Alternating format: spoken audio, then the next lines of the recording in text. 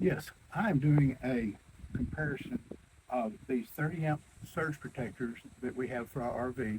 We've got a an RV, a Winnebago RV that takes 30 amp. And give you an idea of what we have here. I had purchased this. This is Progressive Industry, and we've been using Progressive Industry for a number of years, and I haven't had any problems with them whatsoever. This one right here is a little bit uh, more economical product, and I'll show you the difference on these. Now, this one right here was actually sent to us by the company, and I'll show you the difference on these right here. Number one thing is like I said, they all both plug in the same way, but this has three lights on it. Whenever you plug in, it has green on, surge protector is on, blue on, red off is correct wiring, and that's what you look for. Blue off and red on is reverse polarity. That's not good. Blue on red, an open neutral, and also blue off, red off, open ground.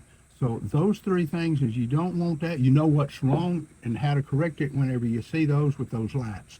And that's basically it right there. Now this does have the little rubber in here for your wire to go through and so bugs and stuff don't get in there.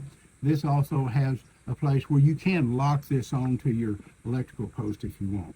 So that right there, that's the Progressive Industries. Now this one right here was sent to me, and this is the Amiho, and this one right here is all digital, and it shows you here the correct wiring, and it'll show what all displayed.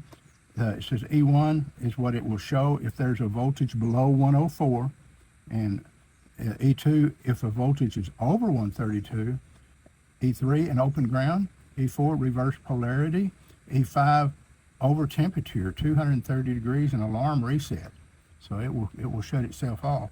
And then an E6 temperature sensor abnormal, no power. Then you got an open neutral or a hot ground reversed.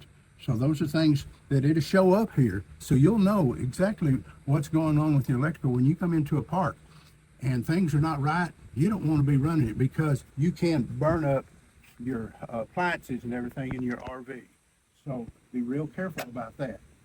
It does have the clear cover on it, and it does have a really nice plug where it's easy to plug in and out of your receptacles.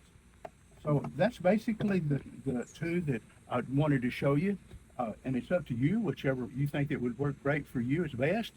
But both of these work, and it just depends on what you want in the product.